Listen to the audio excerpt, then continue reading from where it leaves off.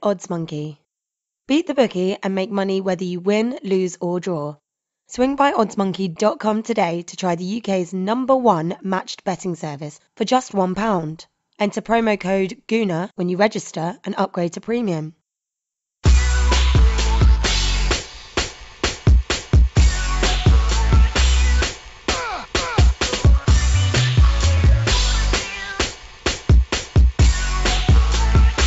Hi everyone and welcome back to Gooner Ramble pod. Really pleased to be back with my girls Sophie and Sophie. Unfortunately Sima can't make it today, but hopefully we'll be back for the next podcast. Pleased that we've had some brilliant feedback and you wanted us to come back. So as I said, joining me are Sophia from London. Afternoon Sophia. Afternoon Amanda. How you doing darling? I'm very well, thank you. Looking forward to our chat. Oh, so am I, as the season has started. And welcome to Sophie from all the way from a sunny golf course in LA. Hi, Soph. Hey, girls. How's it going? Good. Really pleased that you could both join me this afternoon. Looking forward to talking about the Premier League kickoff. So, we played Leicester yesterday. No, we didn't. We played Leicester Friday night. See, I don't even know where I am because I went out after. So, yes, I need to just focus on the game, not the before and after, although I met some fantastic people.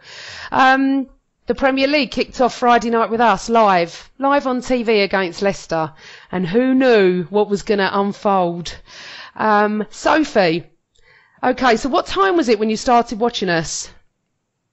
So everything kicked off here around 10. NBC did a 2-hour special beforehand. The entire crew, including one of your favourites and Sophie's as well, Mr. Lee Dixon, was up to shenanigans. They did brilliant opening, great intro, great vibe. They were sideline reporting from the Emirates. They got to speak to Danny Welbeck after as well. They made a really big deal out of it. And I think fans here were a bit upset with Friday Night Lights because a lot of them are working. So it takes away from their easy watching at the weekend. But for me personally, because I get to work from anywhere, it was really, I loved it. And I think for fans, I don't know about you guys being in London, but Friday night seems like the perfect night for football. So, Sophia, what did you think? Well, it was really weird. When it was first announced that we were going to be on the Friday night, I kind of wasn't up for it. But on the actual day, I had to go straight from work and I got there. And once I was there, it was really weird. It started to, even before we kicked off, the whole atmosphere, everything really started to grow on me. It felt like we were going out. It was like I'm going out on a Friday night, but going out to a football match. But by the end, obviously, during the game, obviously, I was a bit gutted. But by the end, I really enjoyed it. And, you know, it's a shame that we'll be playing on Thursdays for a lot of the time, because that'll mean that we're not going to get many more Friday night games if we go far in the Europa League. So, Sophie, the audience in America, would they have enjoyed this, though, considering most people would have been at work? I think just because it was back, I say yes. As it goes on, will it interfere with their ability to watch games? Yes, and so that might get prickly. But at the same time, I think that, you know, the hoopla and the excitement, I know we felt it as well, that the Premier League was back, and the fact that, you know, we weren't champions, but we kicked off the season. It was Friday night. I just think it was all a bit special. And I think Sophia's right. You know, once we get stuck into Thursdays for Gooner fans, that's going to be tough. And that kind of bums me out a little bit. You had to bring up Thursday so soon, didn't you? Couldn't wait a few more minutes. Had to bring up Thursday already. But yeah, no, I reckon fans here will get stuck into it when their teams play, because it's not like their teams are going to be on every Friday. So they'll make provisions, I think, for being able to watch that game on Friday. They're pretty adaptable here. I found it very odd, actually, because I don't work Fridays. So I decided I hadn't been well all week, and I wasn't even sure if I was going to be able to make the game, but I decided on the Friday I was okay. And I left here around 2ish, and I met I met some great people from Twitter actually in one of the pubs, and then we went to the famous Pinebury Corner, and we had such a nice afternoon. I mean, yeah, it wouldn't have been so great if it was snowing or raining, but it was pleasant. It wasn't boiling hot here. And I'm telling you, when I arrived at 2-3 o'clock, there were Gooners everywhere. It was so bizarre. I felt like a Saturday, and it felt like we hadn't really been gone long. Although we've had no football all summer, it just felt, because I suppose we'd watched the friendlies and stuff. And then, the guys wanted to go to Pinebury Corner. We had an American over from another podcast called Gooners in the USA podcast, Andy from Denver. Fantastic. And, to hear their stories about how, excited, to come to the Emirates to watch a game, especially the first game, was brilliant. And I still kept thinking all the time, it feels like Saturday afternoon. It just didn't feel Friday. When it felt Friday was after the game when I went out. It was lovely. It was great. But talking about, an hour before kickoff, I was in a place I'd never been in Holloway Road. It was great, great bar. And the team came out and we were all debating. And I always have this thing with the team. When Wenger, when the team comes out, Wenger was on the TV and I went, no one can judge how it's going to be. I learnt my lesson back at Wembley when we played City in the semi-final, and I slated the team. I was like, oh, that's it, we've lost 5-0. So I've learnt my lesson, really. Sophie, so when you saw the team, what did you think? The team, I think, obviously we have injuries and issues at the back, right? And that became evident as the game went on. I think in attack, I don't think we're going to have too many issues. And it's a little bit like Liverpool last year. Remember that you score 3 on them, they'll score 4 on you. Yeah. And obviously we were victims to that last season ourselves as well. So I think, Ozil starting, I'm not sure if that was the best choice. He seemed like he was gassed in the second half. I didn't feel like he was prepared and ready for that game. So maybe I wouldn't have started him. Maybe I would have brought him on the bench. But it's not that he had a bad game. He did make some bad passes, and we made some bad passes throughout that match. I thought, Xhaka was awesome in the Community Shield, and generally I thought he was great in that match. But obviously one of the goals was because of him. And I felt that non-cohesiveness at the back, the organisation you get when Koz is playing, when Mustafi's playing, when Per's playing, I think that's what we were lacking. And then, Sophia and I were talking about this before we came on air about Mustafi. Why was he on the bench? We were having a lot of problems defensively. And to have him on the bench, it was like, what's going on? Who's playing where? I was surprised Cech wasn't playing up front after he made those changes. But credit to Wenger, the changes is what won us the game. And I think we all want him to be a bit more adaptable, and we cry out for him to make changes earlier on in the match and to take more risks. And I don't think we should kill him for it when he does it and it works out. Okay. Sophia, where were you? Well, I was at the game. I went to the game. At first, I didn't think I'd be able to make it on time because I was at work rehearsing, but because the person that I was working with was also going to the game and he's the kind of man in charge, we finished early. No names. No names. But we ended up going together, so I got there in time, thankfully. And when I saw the team sheet, I was a bit worried about the defence, and turns out I was right to be worried. I mean, don't get me wrong, I think Monreal's brilliant. I just don't think he should be leading the back line. Yep. The thing that I noticed a lot was because I sit in the North Bank and I'm like 6 rows from the front, and there just didn't seem to be any communication between him, Kolasinac, between him and Holding. Holding looked really lost, and there was nobody telling him what to do. The amount of times that balls came in from the left and the Leicester City players were unmarked was unreal. I just couldn't deal with it.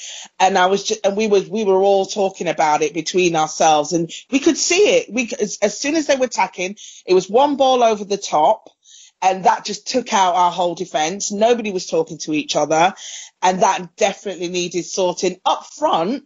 I was quite happy with who we had up front. I agree with Sophie. I don't think Mesut should have played. He looked tired. He didn't even look part of the game, although to be fair, he did still contribute, but he wasn't right.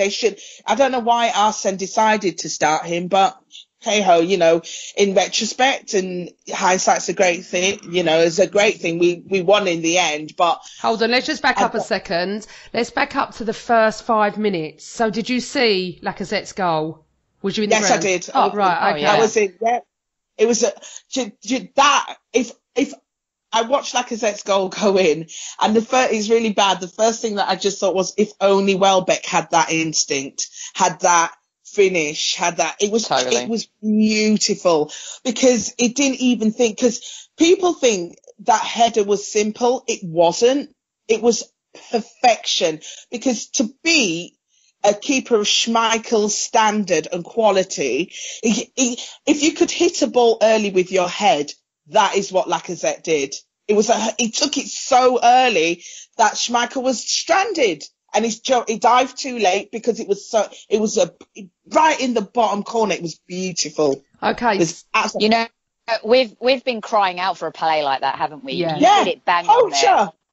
Everyone talks about Ian Wright. Ian Wright, get stuck in, son. That's what I felt. Yeah, he's a poacher, but he's also very special. His first touches, in the second half, his first touches weren't as great as in the first half. But look, it's his first game in the Premier League. He's special. You could tell, players like that just jump out off the pitch, right? And that header was absolutely inspiring at that time. And the way he just stood there and celebrated, it was Cantona-esque a little bit as well. I loved it. We need that so badly. We needed a play like him really badly. Okay, so what I thought, was, what did you think of the ball from El Nene, Sophia? It was a good, because it was low and hard. I think that's what was, oh God, I can't think. It was low and hard, and the Leicester defenders didn't expect that. I think they expected us to play across the floor and touch like we normally do. Too many passes, not enough shooting. But because it was early, I just think El Neni just thought, he looked up, saw Lacazette, thought, right, I'm going to deliver this, and it's up to him his movement in the box is sublime. For me, that's the thing that sticks out most with him. His movement in the box is fantastic. He's so quick. And like Sophie said, his speed and his close control in the box. There was that move in the second half where he beat about 3 defenders, and that was all to do with him with the ball at his feet, just running at them, and just it's amazing. He is I'll be honest, I wasn't sure he would be good for us. I wasn't convinced. There were other players that I wanted to go for. And when we bought him, I thought, right, he's got to convince me. I must admit, he's already starting to convince me. Okay. Where I was sitting, it's to the left of me, and the football leading up to the goal, I mean, was it 2 minutes, 3 minutes? I don't even know what time he scored. It just 90 seconds, I think. 90 seconds. 90 seconds. Not even 2 minutes. We just started so powerful and so on the ball, didn't we? Really, like guns blazing. We wanted it. It was a very good buzz in the stadium. I felt ready. Like you, Sophia, I wasn't really looking forward to the Friday night thing. I moaned about it. I'd like to have had Saturday at 3:00, but I think it helped actually. We were first on. Let's go for it. Well. You're right. That was not an easy header. His positioning, it was just brilliant. Everything was just brilliant. The football league, I loved El Nene's pass, and I think it was Xhaka and him or Bellerin and him. I can't remember, to be honest. The 1-2 was fab, beautiful, lovely header. But then, Sophie, what comes next? You know what? You bring up. You know that question you asked about the El Neni pass? Yeah. I love that you asked it, because I was going to bring this up. There were some people that actually said that he didn't mean that pass. Here on ESPN FC, and I love Stevie Nicol, Liverpool legend, and spoken to Stevie a few times. He didn't say where that came from. Was that rhetoric in the UK as well? Did that come up at all? That El Neni's pass was an errant pass, that he didn't really mean that? I was really surprised by the comments here by the ESPN FC crew. No, not once. I just didn't see that. Okay, No, all right. no, well, no. That's not They been all got mentioned mentioned here. That's not mentioned. That girls, that has not been mentioned here. That I'm like looking at my screen when you're saying that, thinking, what is she talking about? No. Yeah, yeah, no, I didn't understand that. So I think the issue for me is what happened next. This is where I think Arsenal will fail. We've got the talent. I think we need to make sure that we buy a couple more players before the end of the transfer window, midfielder, defence. My problem is, how are we going to be mentally? We let that equaliser in way too early, didn't we? And that's the problem. We've got to be able to hold on to a lead a little bit longer than that. Sophie brought up a great point, the vocalness of the team. They need to be more vocal with each other, especially in defence and when you're working through defence into the midfield. I think Xhaka could have one of those seasons where it's the making of him, where he comes out as a real star. But for me, the mental breakdown in between those gaps, I think that's what we need to work on the most. And, I'm not going to kill the team and kill the defence because we were playing, a makeshift group. But we still have to be better than that. And I'm inspired by Kolasinac and what he's bringing to the table already. And I think he's going to be great. And I think he could become a leader and he could be vocal. And he seems to be like a leader of men. Guys will follow him. And so for me, what happened after, in all of the goals, we broke down mentally and zonally, of course, on those corners. Can't give away those kind of goals. And that's the kind of thing we can work on. But the zonal marking has been a bit of an issue for us, hasn't it, over the last 2 or 3 seasons? And so if there's things that we can work on and improve on, then that's cool. And I think we can do that as a team. But we just can't break down mentally so soon after scoring. Sophia, do you feel Cech should have stayed on his line? Oh, Cech. I'm not convinced. I know. I've been saying it I've been saying it since halfway through last season. I'm not happy with him. I think he gets down too slowly. He's slow now getting down. There were a few times where Leicester had shots on Friday where we were lucky they went wide, because by the time he'd hit the ground, they were way past him. If he had to save them, there was no way he would have saved them. I think the time is catching up with him now for definite. He should have stayed on his line. When he ran out those 2 times, thank God he got there, because honestly, I had my heart in my mouth. I think time's catching up with him. It's what makes the sale of Szczesny to Juventus even more depressing. I mean, on the plus side, it looks like we're keeping Ospina, but I'm not happy with either of our goalkeepers, I'll be honest. Martinez has gone out on loan, so if anything happens to those two, we're buggered, to say the least. It worries me. The keeping position is one of the positions that worries me, along with defensive midfielder.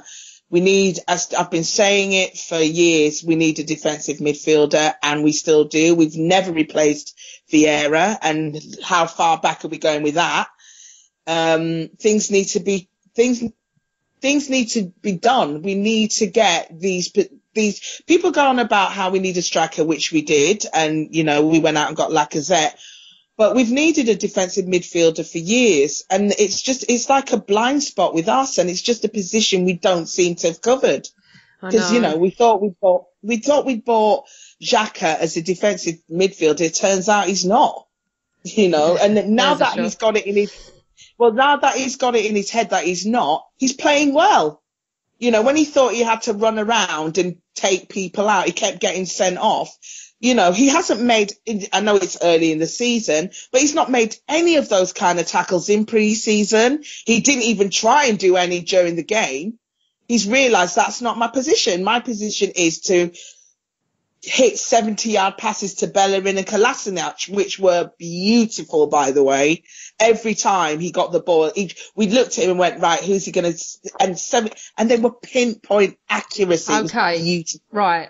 I agree with you, but he was at fault with the second goal, Xhaka. Yes, he was. He was big time at fault, and he's recognised that, come out and said that he recognised he was at fault and worked as hard as he could after it, which I love him for. You know, the fact that he just goes, my fault, but I worked my socks off.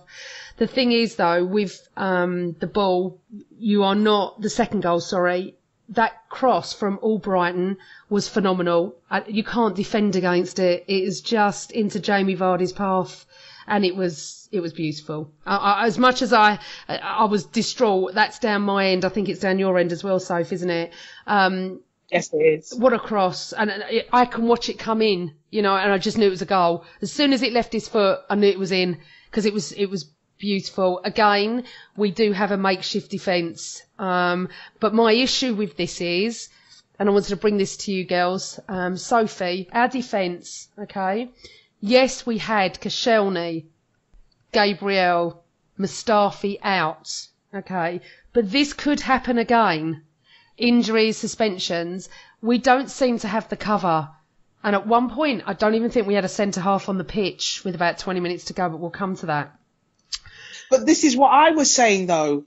We had Mustafi on the bench. Yeah. It's not like he wasn't in the squad. He was on the bench. I'm assuming that he may not have been match fit, because... Yeah, he couldn't have been. What I don't understand with that, though, if he's not match fit, what's he doing on the bench? Because there could have been an injury 2 minutes in and he'd have had to play for 88 minutes. But exactly, we didn't have anyone else. The defence for me is far more important than buying a central midfielder. I've argued on Twitter all week about this, but that's just my opinion. Okay, so Sophie.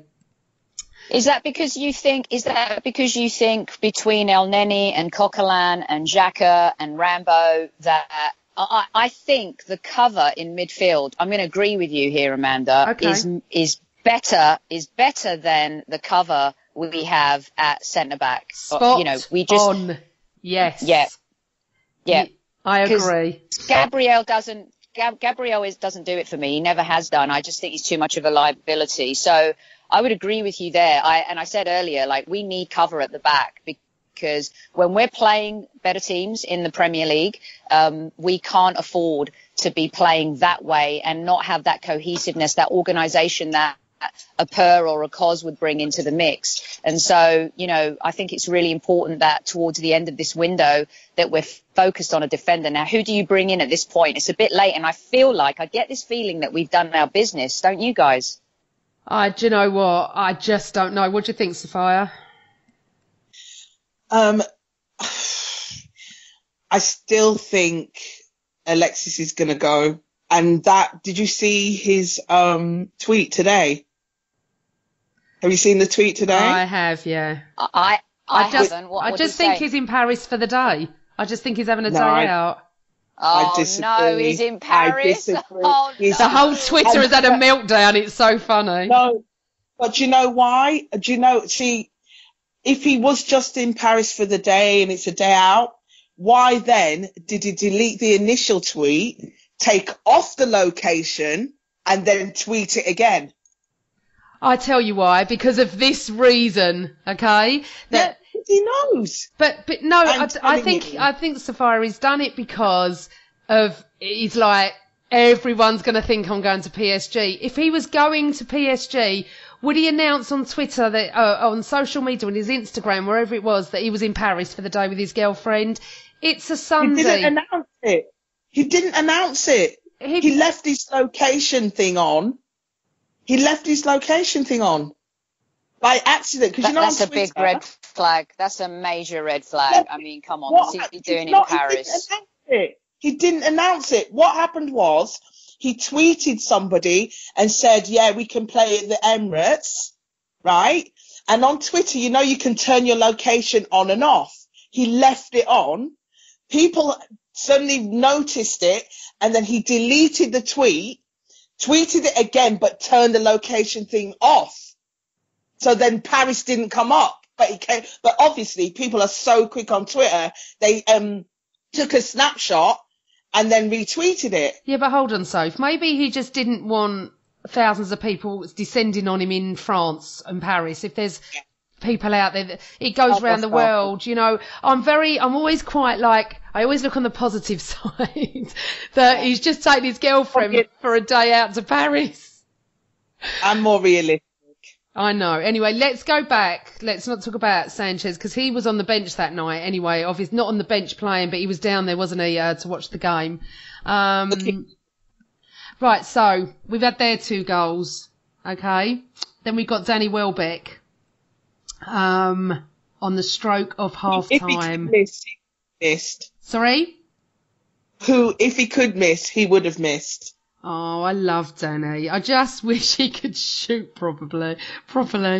I just love everything about him. He's such a good kid. I know. Yeah. We all want it to work for him. We all love him. No one dislikes him. We just need it to work. You know, just need it to work. Sophie, what did you think? Our equaliser. I thought the goal was a bit of a shambles. The lead up to it wasn't. It was lucky. I thought it was a really lucky goal. But the timing of the goal is what was the most important thing. To get that equaliser in injury time in the first half, I think really going into the dressing room had a significant difference mentally. Again, for me, half our battle this season is going to be mental. And the timing of that goal was the most important thing. It didn't matter who scored it or how it came. It was all about the fact that we got that goal and we got that goal at that time. And again, Welbeck scoring 2, it doesn't matter how they come, confidence booster for him. He does need more chances than anyone probably in the Premier League to score, and that's a little bit frustrating. But the fact that he got that goal at that time, I thought was the most important thing, and that's what mattered. Okay, lovely. Sophie, thanks for joining us, and we'll catch up with you soon. Sorry, guys, I've got to go. It's the 50th birthday. I'm not turning 50, but a mate of mine is turning 50, and we're on this beautiful golf course in Southern California, and I do have to jet, and I'll miss the rest of the convo, but you girls have got this handled nice. All right, sweetheart. Speak to you soon. Bye. Bye, darling. Bye. Okay, so Sophie's left us. She'll be back on the next podcast. Sophia, so from where you sat, Welbeck's goal was at the other end then?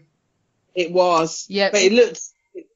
We wasn't even sure he'd scored because we thought somebody had handballed it. We thought the keeper had saved it. We didn't have a clue.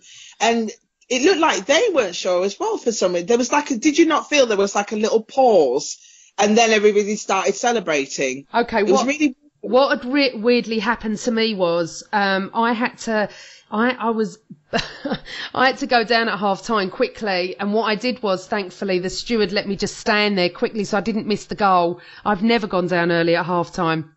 So what I could see was not much, if you understand what I mean. I couldn't actually see. I thought we'd scored, but then they did stop slightly for a second. But the place went mad, and as Sophie said, quite rightly so, the most important time to score. I'd said to Ola, who was sitting with me, I said to him, if we get a goal before half time, we'll win this. But if we don't, I'll take a draw now. Yeah.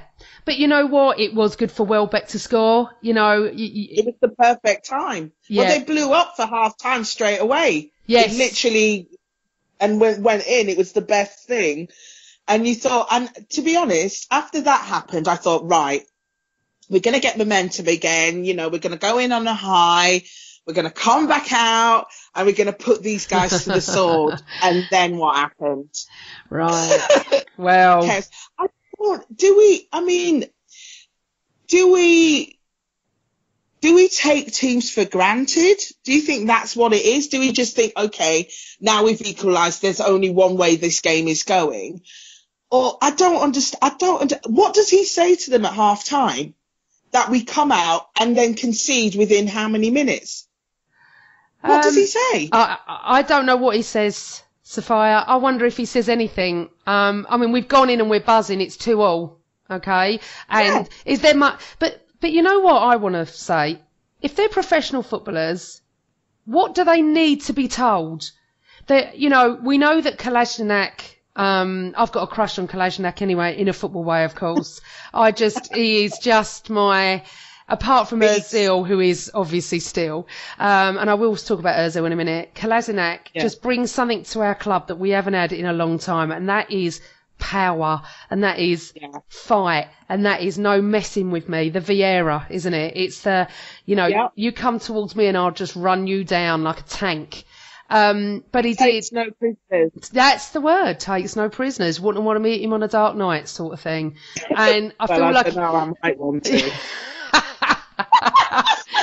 Well, I'm not going down there. This is a professional podcast, young lady. You should have heard me in the pub Friday night. I'll go there then, but not now.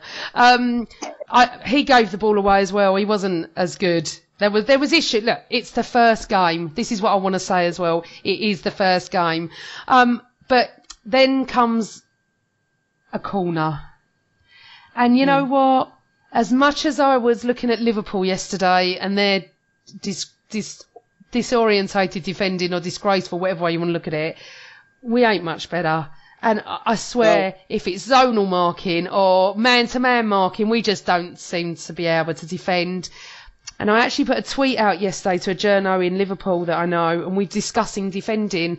And I said that we used to get slated in the 80s for our defending. Boring Arsenal. What you would give for that sort of defending now with Dixon, Winterburn, Adams, Bold or Keown, what would you give for any of that? Any one of those players to be back in our team? But you know what? Well, that's the thing that I don't understand. We have got Bold. We've got Bold. He's the assistant. Why are they not? What is going on? Why is he not drilling these players like the way he was drilled all the way back in the George Graham days? I don't understand. And the thing that gets me, it's the same mistake over and over and over. It's not even like, okay, we got caught out there. It's the same. Time after time after time, the ball came in from the left. A Leicester City player was there unmarked on his own. We'd all gone when kids play football and they all run to the ball and all run to the ball and all in groups. It's like there was no organisation at the back. None. And none of them talked. Like I said earlier, nobody seemed to be talking to each other. I do not know what's going on. I don't know. Maybe it's because it was a makeshift defend. But like you said, this could happen again. And we might have to use that defence again. Are we going to get the same results? Can you imagine doing that against a team like Man City? We'll get absolutely hammered. I know, it is a problem, and I think this is our main thing. But, I had this argument and they said, well, we had 3 of our top players out. We got hammered at Liverpool with those 3 players in the team. So at least 2 of them were in it. I remember Mustafi and Koscielny. It's one of those things, isn't it, Sophie? You look at Steve Bold and go, what are you doing here? Well, what's going on? Yeah. Have you not got the players to work with? What is your purpose? What is your purpose? But anyway, going back to it. So, Vardy from a corner. Little Vardy, let me just put that to you. Little, not tall Vardy restored Leicester's lead with a header from a corner. And I'm thinking to myself, this is great. This is great. 3-2 down, right? Opening night, second half, we look shot. To be fair to Wenger, he made the subs. And I personally feel when you put Aaron Ramsey in the right position, I can't fault him. I've always loved Ramsey anyway, but Xhaka's pass to Ramsey was beautiful. A beaut. But Ozil did handball it, which I did not see on the night. I was told about it, but I couldn't see it. I didn't see it. For me, without any shadow of a doubt, it was controlled by his arm. Right. Yeah, but no, but right. Yeah, okay. but no, but. You say that. Yes, and I will stand by that. Go on. But they still had to go and. It's not like he handballed it and that led to that went to the pass and then they scored. There was other things between the handball and the goal. No, it wasn't immediate. It wasn't immediate. It was about 2 passes before. As much as I love you, darling, I watched it again. It went something like Ozil controlled it, went to another player, came out, back to Xhaka, back to Ramsey. We were lucky. They still had to defend it before that. Yeah, I know. It got to Xhaka. But we were lucky, and we don't often get luck with Mr. Mike Dean. Okay? I actually felt he let the game flow on Friday night, and I've got no issues with him, obviously. Ramsey then hauls us level. Okay. And then, as I've called him today, the best super sub in the world has to be Olivier Giroud. I mean, honestly, I want him off the bench every game at 65 minutes. For me, it's perfect. It's constant with him. What did you think? Giroud is best when he's fighting for a place, when he's coasting, when he knows he's the first choice, when he knows he will always play, he coasts. When he has to fight for something, when he has to fight for his place, that is when he's at his best. You notice all the times when he's had runs in the team, it's when he knows that he might get usurped. Whenever he knows that he'll always be, that's when he gets lazy. But when he has to fight, that's when he's at his best. And you're right, he's an amazing super sub. He offers us something completely different to any other player. And to be fair, you think about any other Premier League teams. How many other Premier League teams have a striker like Giroud? Not many. No. But will he be happy to stay and do that? That's my concern. Well, he is though, because Arsene said to him, "You can go," and he said, "No, I want to stay and fight for my place." And I think one of the reasons why, even though there's a World Cup year coming, because because remember, Deschamps, the France manager, loves Giroud. Yeah. He starts Giroud ahead of Lacazette, which was one of the reasons why I wasn't sure about Lacazette, because I was like, well, if he's picking Giroud ahead of him, we were looking for somebody that's supposed to be better. Is he better than Giroud? But Deschamps loves him, and I think Giroud knows. He's not worried. He knows he will get games with us. Okay, he'd probably prefer to be starting, but I think he's happy. I think it's about the fact that he's in London. It's not, and people say, oh yeah, what? I do. I think the fact that he's been here, he likes Arsenal because, Arsene loves him as much as there's a lot of divide on Giroud. And to be fair, sometimes he annoys me, but then you can't fault him. He's stayed and he wants to fight for his place. Good on him. And to be honest, I'm glad we're keeping him. But I think you're right. I think he is best when he's fighting for his position. And this must be giving his ego a boost. Do you have to play the whole game to make an impact? Obviously not. Be the super sub. Be the one that saves us. I mean, don't play the whole game. I'm quite happy with this at the moment. I'm loving... And it's a great header. Oh, and Xhaka's corner. Oh, just... Honestly, I love Granit Xhaka. And I said at the pod, I don't know if it was on this pod... or the other pod I was on, that he would come good this season. Yeah. I was so confident that he was going to come good this season. I put him in my fantasy football team. And when I told people I did, there were a lot of non-Gooners, because I think as Gooners, we saw the potential, and people that don't watch us that often don't know. And when I told them, I said, look, because in fantasy football, he's cheap. I said, I'm putting him in my team. And they were like, really? I went, you'll see.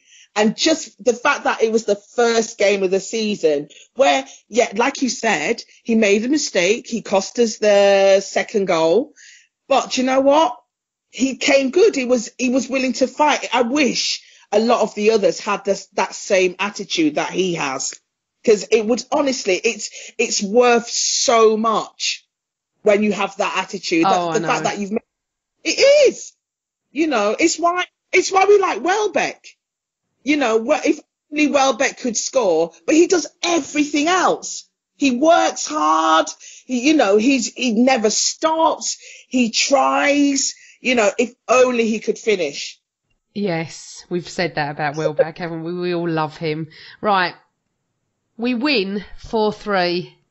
I feel like I aged 24 years. I feel like my blood pressure can't cope for the whole season again. And I actually put a status up on my Facebook saying this is the epitome of being an Arsenal fan. It is so Arsenal to do this.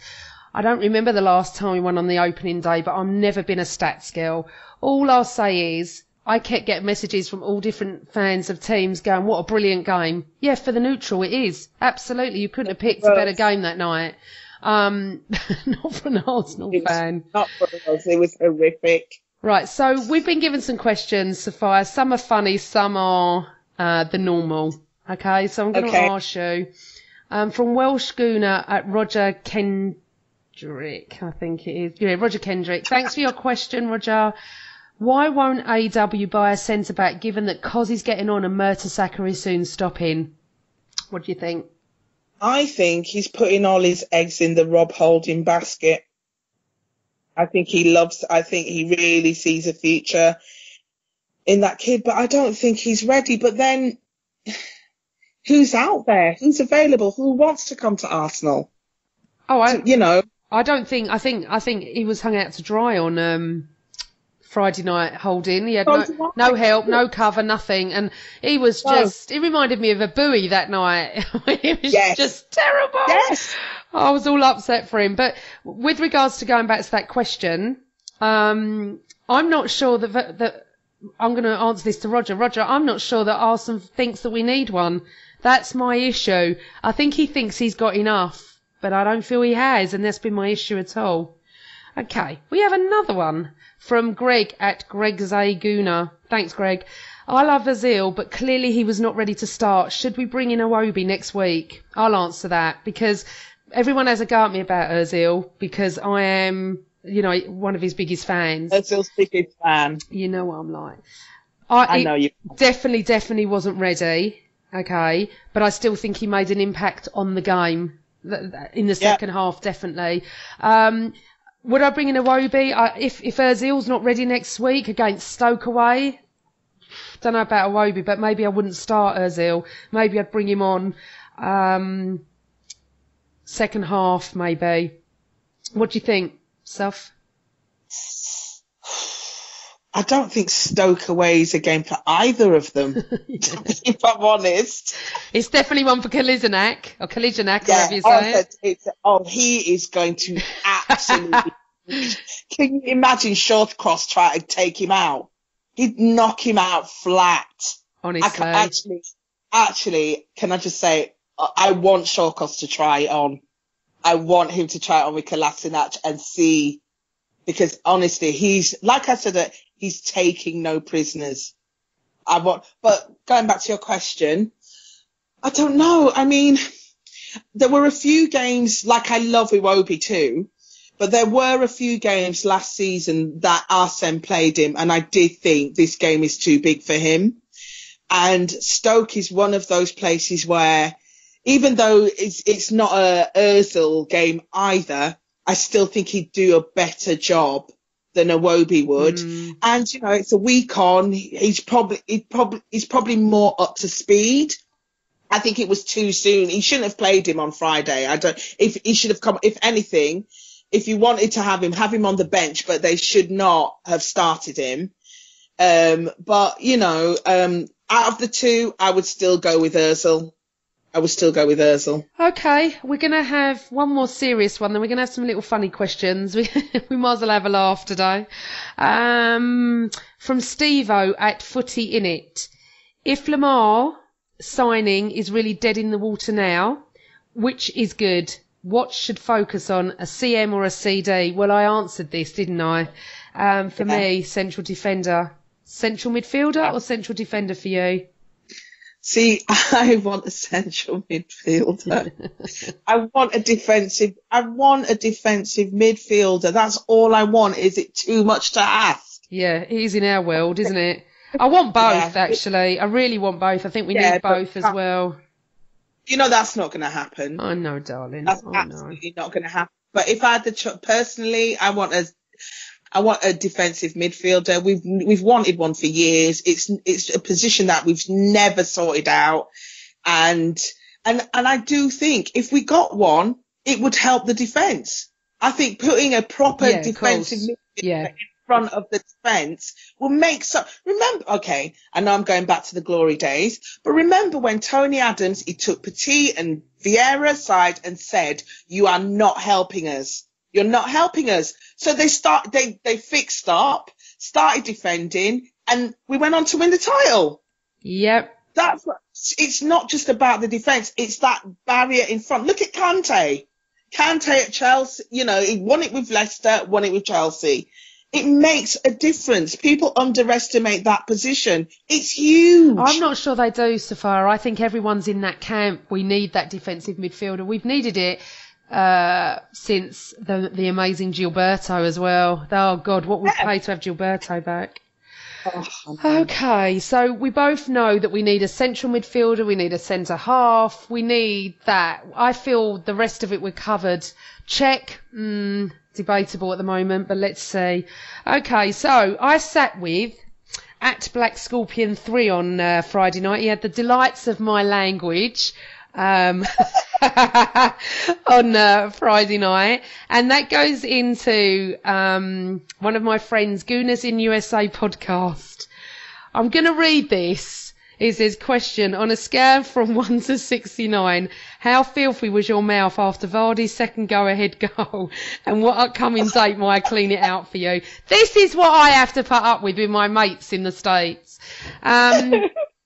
Mike, because I know this is your question, I will answer that.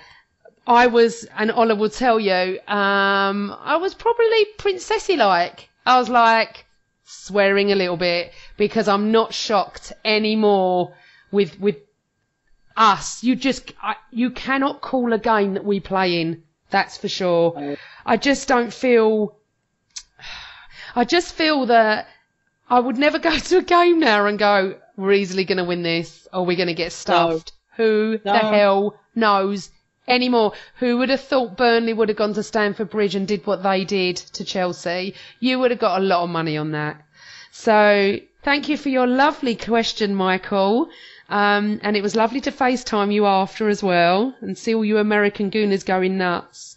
And we've got one little more funny one. So Ola is Capital Scorpions TV at Black Scorpion 3, and he loves you as well, Sophia. Oh, bless him. He does, he loves you. He said, I love Sophia. Snog, marry, avoid. Bergkamp, Henri, Vieira. Snog, Okay. marry, avoid. Go. So it's Henri, Bergkamp, Vieira. Is that what you said? Yep. Snog. Oh my God, you can't. Why did you have to put those three in? Okay, That's so like so. shall we do this together? Okay. I think we could do this together. Okay. I can tell you who I'd marry. Go on. Patrick. Okay, I would marry Bergkamp, but go on. I'd marry Patrick. I would probably snog Thierry. So you'd avoid Bergkamp. Yeah. Okay, so I'm a little bit different. Go on. It's really tough because they're all three of my favourites. I knew that this could be a tough one. That's why I can't believe you said avoid. I know. Avoid rubbish. none of them.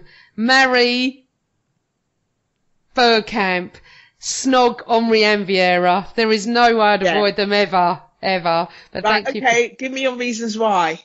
Oh, Bergkamp, because he's the best player I've ever seen to grace our pitch. And Henri me too. isn't He's far my off. favourite player.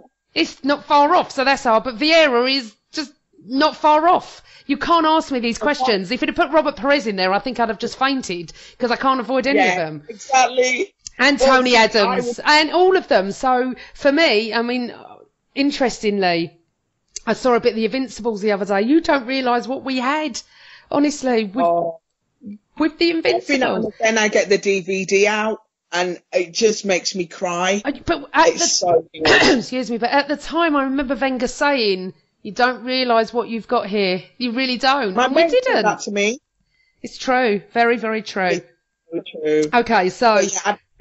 I'd marry Patrick because I know him really well. And he's just adorable. All right. I love them all. I can't even. He's amazing. Right, Just another question. All right, enough with the swooning on Patrick. swoon. Ron Clark at Block 10 Gooner. Has the failed attempts to get Lamar gone on too long and made us take our eye off the ball regarding other targets in the transfer window?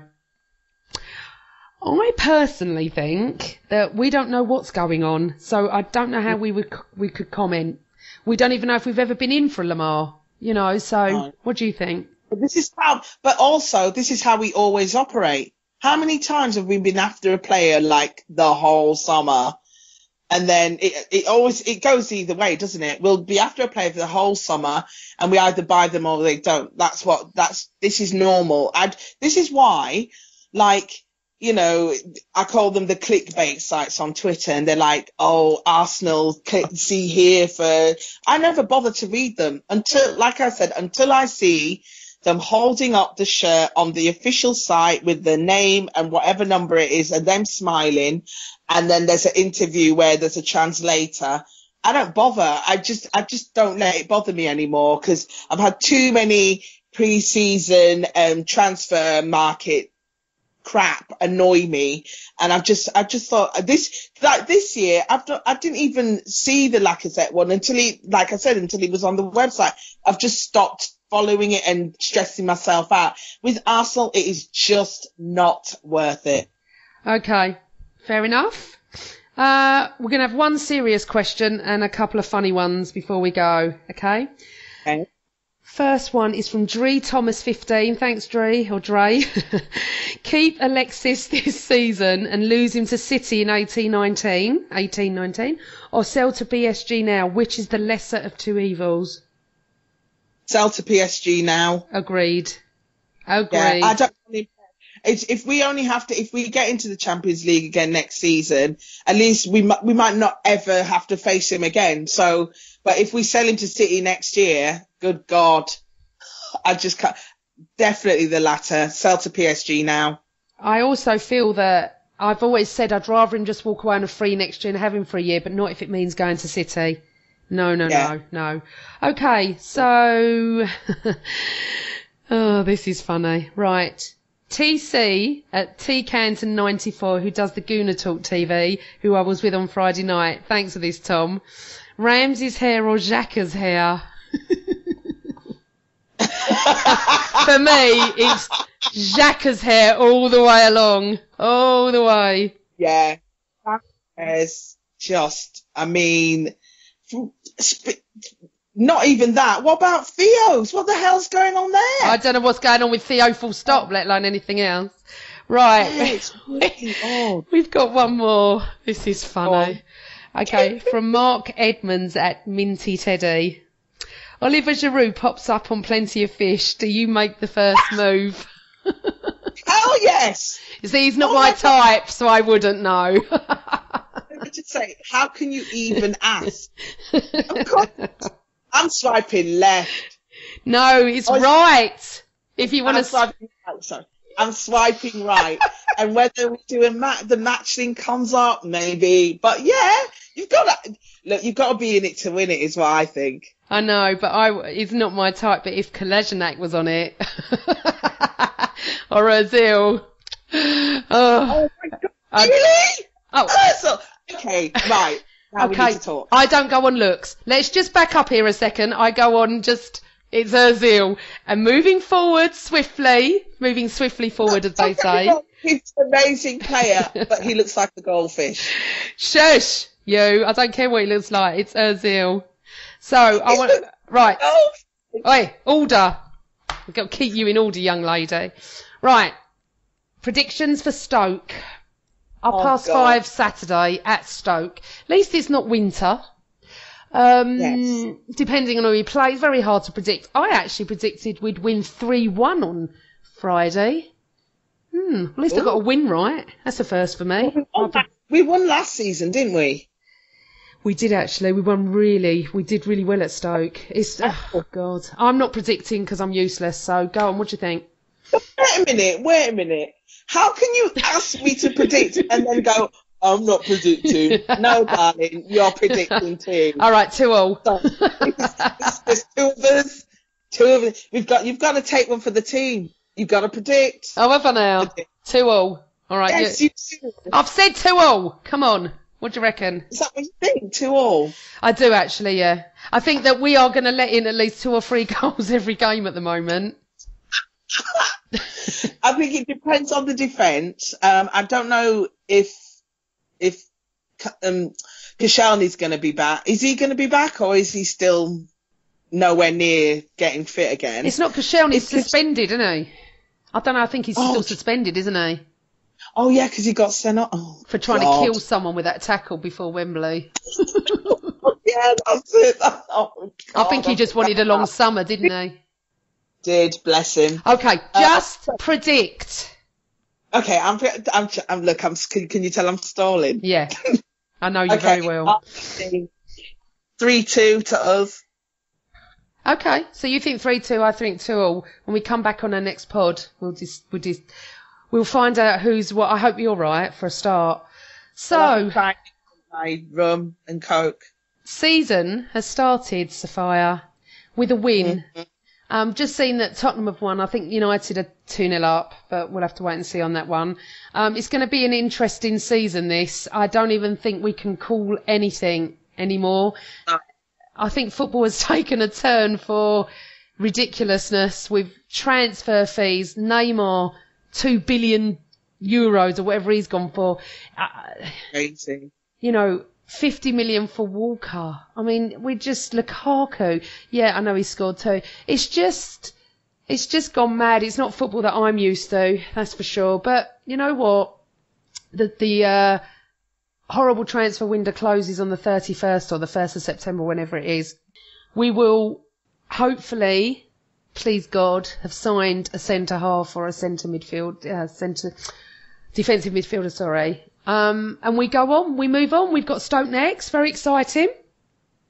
Well, we've got 2 really hard games because, we've got and is it Liverpool next as well? I'm going to Anfield, and they're dreading that game. The last 3 times I've been, I think it's been 2 draws and a loss. So it would be nice to see us win at Anfield, I think.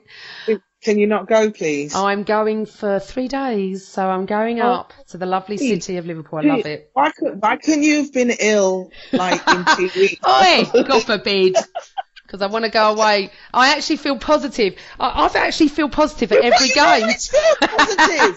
I know, it's great. Every time you message me and you're like, I'm feeling really positive, and then within 5 minutes, it's like... It's blaspheming. So let's not feel positive. Let's predict that we're going to lose, and then we're doing a reverse jinx thing. That might reverse psychology, yeah. No, I go positive now because there's no point going negative. We haven't got a clue what's going to go on anyway. Right. So, Sophia, we've got Stoke on Saturday, then Liverpool. We've just discussed going to be a tough game.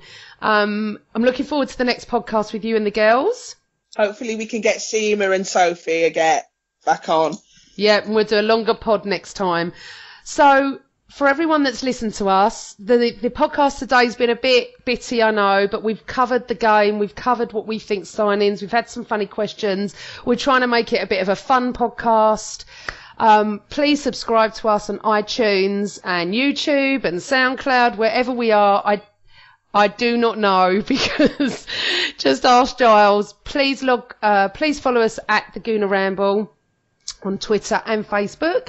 And I hope you've enjoyed our podcast. And remember, always Arsenal. Odds Monkey.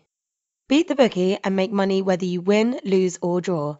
Swing by oddsmonkey.com today to try the UK's #1 matched betting service for just £1. Enter promo code Gooner when you register and upgrade to premium.